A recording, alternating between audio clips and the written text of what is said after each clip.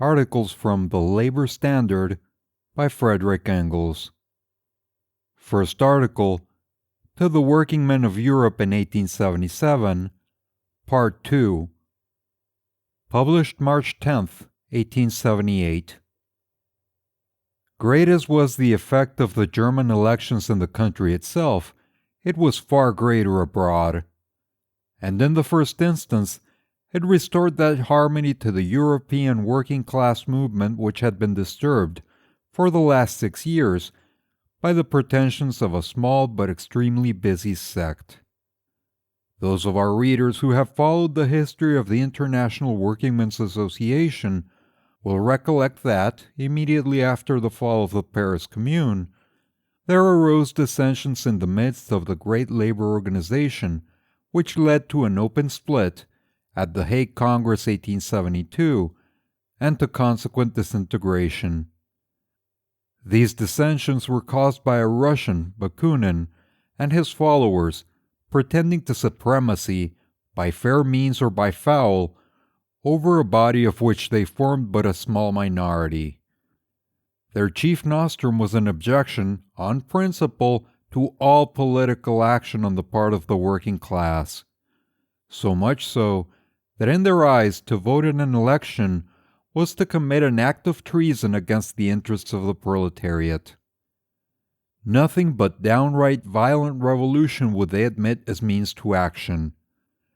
From Switzerland, where these, quote, anarchists, as they call themselves, had first taken root, they spread to Italy and Spain, where, for a time, they actually dominated the working class movement. They were more or less supported, within the International, by the Belgians, who, though from different motives, also declared in favor of political abstention. After the split, they kept up a show of organization and held congresses in which a couple of dozen men, always the same, pretending to represent the working class of all Europe, proclaimed their dogmas in its name. But already the German elections of 1874, and the great advantage which the German movement experienced from the presence of 9 of its most active members in Parliament, had thrown elements of doubt in the midst of the, quote, anarchists. Political events had repressed the movement in Spain, which disappeared without leaving scarcely a trace. In Switzerland, the party in favor of political action, which worked hand in hand with the Germans, became stronger every day and soon outnumbered the few anarchists at a rate of 300 to 1. In Italy, after a childish attempt at, quote, social revolution, parenthesis, Bologna, 1874, at which neither the sense nor the pluck of the, quote, anarchists showed to advantage, the real working class element began to look for more rational means of action. In Belgium, the movement, thanks to the abstentionist policy of the leaders, which left the working class without any field for real action, had come to a dead stand. In fact, while the political action of the Germans led them from success to success, the working class of those countries, where abstention was the order of the day, suffered defeat after defeat, and got tired of a movement barren of results.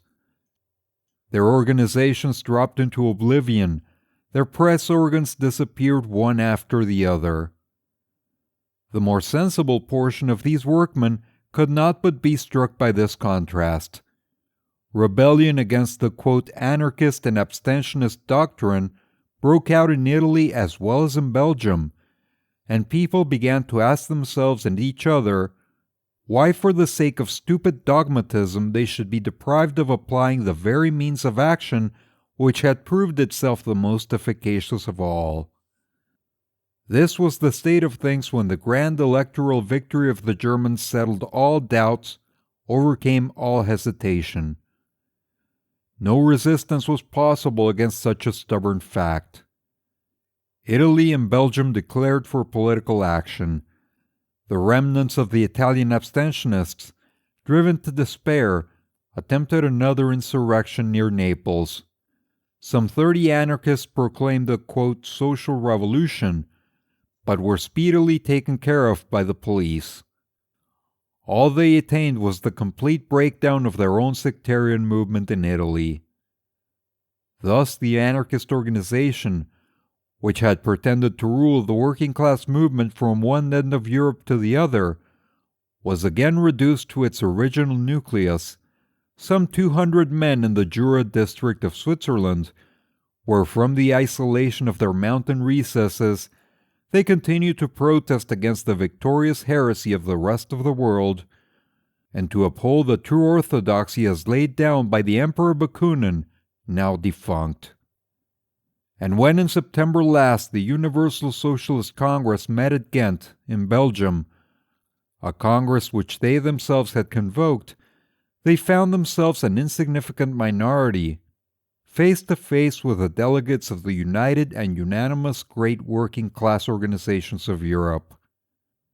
The Congress, while energetically repudiating their ridiculous doctrines and their arrogant pretensions, and establishing the fact that they repudiated merely a small sect, extended to them in the end a generous toleration.